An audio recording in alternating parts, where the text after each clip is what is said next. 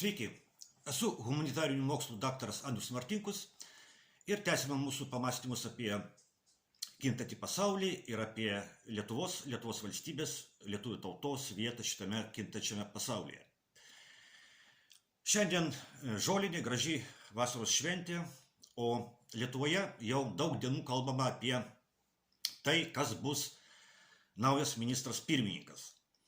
Daugybė radio ir televizijos laidų tam skiriama, daugybė valandų apie tai plepama, o man visiškai nesvarbu, kas bus naujas Lietuvos Respublikos ministras pirmininkas. Žinau, kad tai bus Landsberginis. Todėl man visiškai neįdomi naujo Lietuvos Respublikos ministro pirmininko pavardė.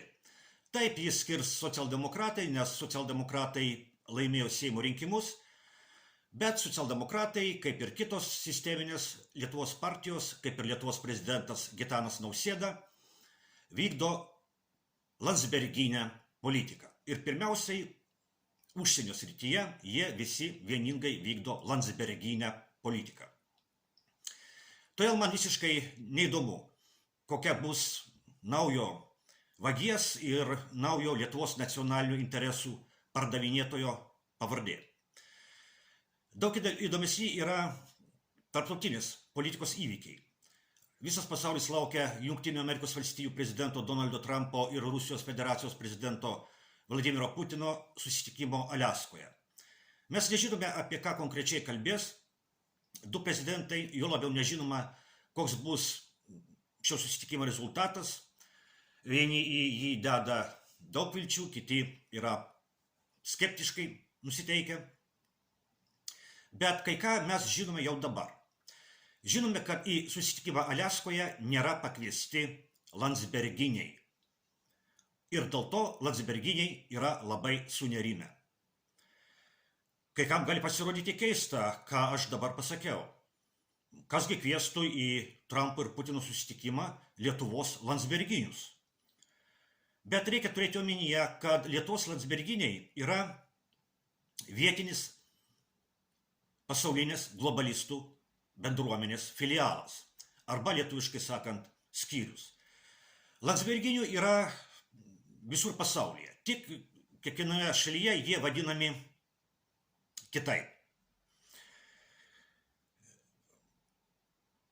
Pavyzdžiui, Didžiosios Britanijos ministras pirmininkas Starmeris yra Landsberginis, kitaip tariant, globalistas. Prancūzijos prezidentas Macronas yra Landsberginis, kitaip tariant, globalistas. Vokietijos ministras pirmininkas Mercas yra Landsberginis, kitaip tariant, globalistas. Europos Sąjungoje valdžia priklauso Landsberginiams, kitaip sakant, globalistams. Europos komisijos pirmininkė vokietė Ursula von der Leyen yra Landsberginė, kitaip tariant, globalistė. Europos Sąjungos užsienio reikalų komisarė Estė Kaja Kallas yra Landsberginė, kitaip tariant, globalistė. Europos Sąjungos gynybos ir kosmoso komisaras lietuvis Andrius Kubilius yra Landsberginis, kitaip tariant, globalistas.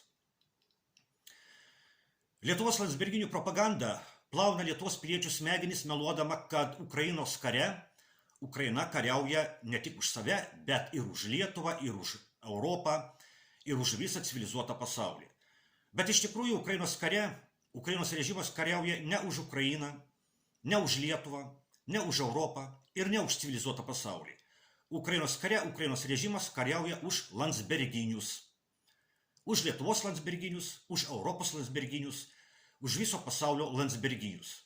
Kitaip tariant, Ukrainos kare, Ukrainos režimas kariauja už Lietuvos globalistus, už Europos globalistus, už viso pasaulio globalistus.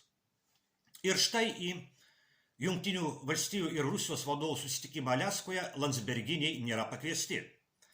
Europos Sąjungos Landsberginiai tai yra globalistai. Ir už juos kariaujantis Zelenskio režimas yra, kaip sakoma, palikti už borto. Landsberginius tai kelia didžiulę baimę, apmaudą ir nerimą. Bet tai, kas Landsberginiams yra blogai, normaliems lietuviams yra gerai. Visada reikia turėti omenyje, kad Landsberginiams Lietuva ir lietuviai nerūpi. Landsberginiams Lietuva ir lietuviai yra tik priemonė kenkti Rusijai, kenkti Baltarusijai, kenkti Kinijai. Landsberginiai yra pasiryžę mesti Lietuvos valstybę ir lietuvių tautos likučius į globalistų karą prieš Rusiją. Visada reikia prisiminti Landsberginių lakštingalus, Nijolės Oželytės žodžius, kad po 100 metų Lietuva išnyks ir tai, pasak jos, bus gerai. Visose šalyse vietiniai Landsberginiai kenkia vietinėms tautoms, ant kurių kūno jie parazituoja. Pažiūrėkite, į ką Landsberginiai pavertė Anglijos, Prancūzijos, Vokietijos ir kitų vakarų Europos valstybių sostinės, kaip pasikeitė jų etninis veidas. Pažiūrėkite, kaip valdant Landsberginiams keičiasi Vilniaus ir kitų Lietuvos miestų veidas. Nežinome, kokie bus Putino ir Trumpo susitikimo rezultatai, bet gerai, kad Landsberginiai yra palikti už borto. Tikri pasaulio lyderiai keliauja per istorijos jūrą, o mėšlo gabaliukai nuleidžiami į dugną. Taigi tiek ir iki kitų